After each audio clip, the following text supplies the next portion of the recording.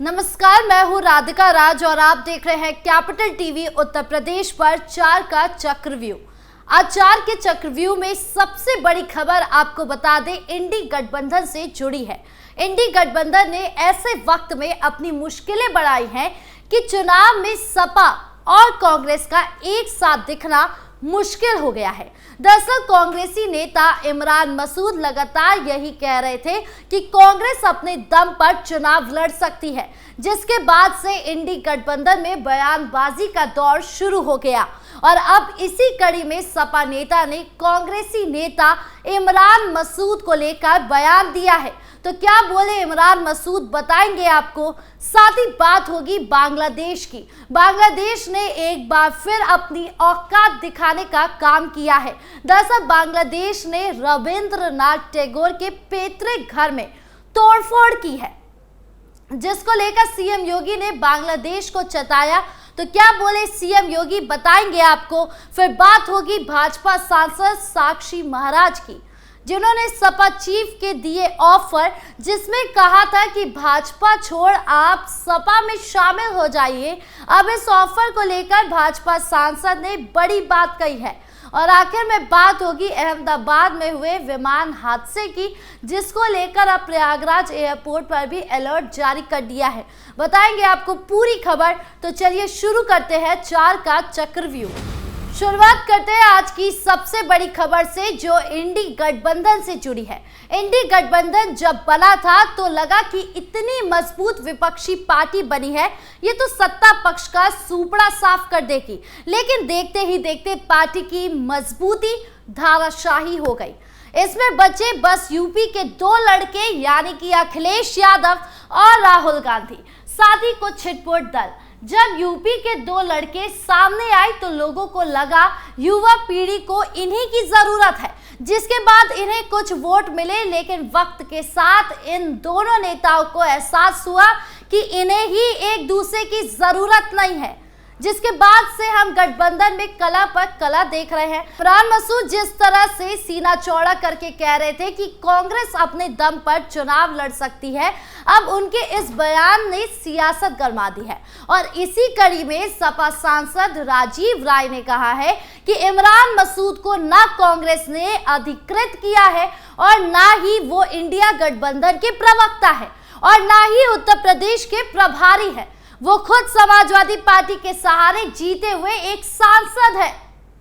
उनको ऐसी भाषा नहीं बोलनी चाहिए जिसकी उम्मीद भारतीय जनता पार्टी करती है। उन्होंने कहा कि पिछले लोकसभा चुनाव में समाजवादी पार्टी ने अच्छी जीत दर्ज की थी। यूपी में प्रधानमंत्री नरेंद्र मोदी के नाम पर जब बीजेपी चुनाव लड़ रही थी तो हमने उन्हें हराया है। ऐसे बयान देना जिससे बीजेपी को फायदा हो, ये अनगढ़ बयानबाजी है। सपा सांसद कह रहे हैं कि अगर गठबंधन को जीतना है तो इमरान मसूद को चुप कराना जरूरी है, नहीं तो बीजेपी को फायदा होगा। बता दूं कि बीजेपी को फायदा पहले भी था जब इंडिया गठबंधन नहीं थी, और तब भी है जब इंडिया गठबंधन है, क्योंकि बीजेपी कभी कोई कंफ्यूजन के साथ जनता के सामने नहीं आती है। और यही कारण है कि हर जगह भाजपा छा रही है और इंडी गठबंधन जा रही है। बढ़ते अगली खबर की ओर, जहां बात बांग्लादेश की। दरअसल बांग्लादेश के सिराजगंज जिले में भीड़ ने नोबेल पुरस्कार विजेता रविंद्रनाथ टैगोर के पैतृक घर पर हमला कर तोड़फोड़ की है। इस घटना पर सीएम योगी आदित्यनाथ ने प्रतिक्रिया दी है। सोशल मीडिया साइट एक्स पर सीएम ने लिखा कि विश्व प्रसिद्ध रचनाकार, भारतीय राष्ट्रगान के रचयिता और नोबेल पुरस्कार से सम्मानित गुरुदेव रविंद्रनाथ ठाकुर के बांग्लादेश स्थित पैतृक घर पर अराजक भीड़ द्वारा की गई तोड़फोड़ और लूटपाट अत्यंत निंदनीय और शर्मनाक है। चरमपंथ की नृशंसता और सांस्कृतिक असहिष्णुता का प्रतीक है। हमला हमारी सांस्कृतिक धरोहर व मानवता के मूल्य पर प्रहार है। उन्होंने लिखा कि यह घटना बांग्लादेश के बढ़ते सांस्कृतिक विरासत के प्रति असम्मान का भयावह संकेत भी है। हिंदू संस्कृति, पहचान, इतिहास और विरासत के प्रति बांग्लादेशी कट्टरपंथियों की घृणा को दर्शाता ये कुकृत्य बांग्लादेश से हिंदू संस्कृति को खत्म करने की एक सुनियोजित साजिश का हिस्सा है। दोषियों पर कड़ी से कड़ी कार्रवाई होनी चाहिए। यानी कुल मिलाकर सीएम योगी ने बांग्लादेशियों के उन कट्टरपंथियों को चेताया जिन्होंने हिंदू संस्कृति और इतिहास को छेड़ने की कोशिश की। बता दूं कि ये पहली बार नहीं है जब सीएम योगी ने बांग्लादेशियों को लेकर दहाड़ मारी हो, बल्कि इससे पहले भी सीएम योगी ने बांग्लादेशी घुसपैठियों को लेकर ममता सरकार पर निशाना साधा है। तो क्या बोले नेता, बताएंगे आपको, सुनिए। आप देख रहे होंगे बंगाल जल रहा है, वहां की मुख्यमंत्री चुप है, दंगाइयों को शांति दूत कहती है। अरे लातों के भूत बातों से कहां मानने वाले हैं। लेकिन सेकुलरिज्म के नाम पर इन लोगों ने दंगाइयों को दंगा करने की पूरी छूट दे रखी है। पूरा मुर्शिदाबाद पिछले एक सप्ताह से चल रहा है, सरकार मौन है। बहनों और भाइयों, इस प्रकार की अराजकता पे लगाम लगनी चाहिए और मैं धन्यवाद दूंगा। सीएम योगी की चेतावनी के बाद अब क्या कुछ एक्शन बांग्लादेशी घुसपैठियों के खिलाफ होता है, ये देखने वाली बात होगी। बढ़ते अगली खबर की ओर, जहां बात सपा चीफ के ऑफर की जो भाजपा सांसद साक्षी महाराज को मिला है, जिसको लेकर उनकी प्रतिक्रिया भी सामने आ रही है। दरअसल भारतीय जनता पार्टी के नेता और उन्नाव लोकसभा निर्वाचन क्षेत्र से सांसद साक्षी महाराज ने समाजवादी पार्टी के राष्ट्रीय अध्यक्ष अखिलेश यादव के सियासी ऑफर पर टिप्पणी की है। उन्होंने कहा कि पिछले परिवारवाद की सरकार चलती थी, केंद्र में भी और राज्य में भी। अब उनका दर्द यही है कि जैसे बिना पानी के मछली तड़पती है, वैसे बिना सत्ता के अखिलेश यादव तड़प रहे हैं।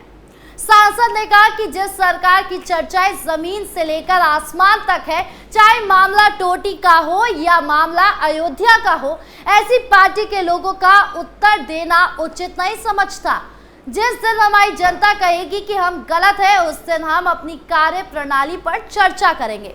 उन्होंने कहा कि हिंदुस्तान की जनता मोदी के साथ है, योगी के साथ है। हम 140 करोड़ की जनता के लिए काम कर रहे, परिवारवाद के लिए नहीं है। मोदी में ताकत है जिसने परिवारवाद को खत्म कर दिया। यानी साक्षी महाराज ने ऑफर को ठुकराते हुए कहा कि सपा चीफ सत्ता में नहीं है, इसलिए छटपटा रहे हैं और उनकी ये छटपटाहट लोगों के सामने आ चुकी है।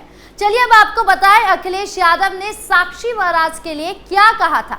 दरअसल बीते दिनों उन्नाव सांसद ने कहा था कि उमा भारती और कल्याण सिंह के बाद बीजेपी के लोधी समाज को सम्मान नहीं मिल रहा है।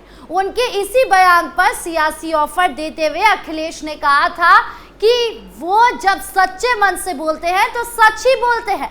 अखिलेश ने साक्षी के बयान के संदर्भ में कहा था कि उनके बयान और भाषण भाजपा को अंतिम चुनौती नहीं है, बल्कि भविष्य का उद्घोष है, क्योंकि वो भी जानते हैं कि पीडीए ही उनका स्वाभाविक और स्थायी पड़ाव है, जहां हर पीडीए से सच्चा लगाव है।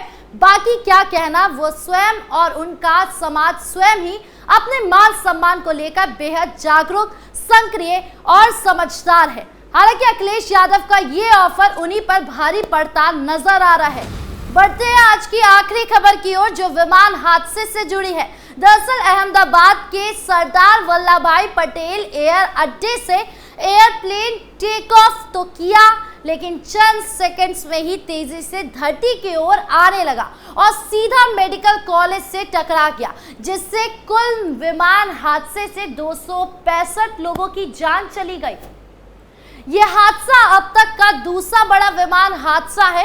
हालांकि अभी जांच चल रही है, जिसमें मरने वालों की संख्या बढ़ सकती है। बता दें कि घटनास्थल पर पीएम मोदी भी पहुंचे, जिसके बाद उन्होंने एक मीटिंग भी की और अब इस पूरे मामले की विदेशी सहयोग के साथ जांच चल रही है। तो वही इस पूरे हादसे का असर यूपी में भी देखने को मिला। दरअसल प्रयागराज एयरपोर्ट पर भी सुरक्षा को लेकर अलर्ट जारी किया गया है, जिसके बाद एयरपोर्ट पर विमान के उड़ान भरने से पहले विमान की तकनीकी जांच अनिवार्य रूप से करने के निर्देश दिए गए हैं। एयरपोर्ट प्रशासन की ओर से जारी बयान के मुताबिक हवाई सेवाओं में सुरक्षा मानकों का सख्ती से पालन करना जरूरी है। एयरपोर्ट प्रशासन ने इस संबंध में सभी विमानन कंपनियों को आदेश जारी किया है कि उड़ान से पहले विमान की तकनीकी जांच अनिवार्य रूप से की जाए। एयरपोर्ट निदेशक मुकेश उपाध्याय ने इस बारे में जानकारी देते हुए कहा कि नगर विमान निदेशालय और भारतीय विमानपत्तन प्राधिकरण की ओर से जारी एडवाइजरी का सख्ती से पालन करने का निर्देश दिया गया है। सभी एयरलाइंस को सुरक्षा मानकों का सख्ती से पालन करना होगा। यानी कुल मिलाकर अहमदाबाद में इस बड़े विमान हादसे के बाद यूपी एयरपोर्ट में विमानों की सुरक्षा जांच बढ़ा दी गई है। बहरहाल 4 के चक्रव्यूह में इतना ही। नमस्कार।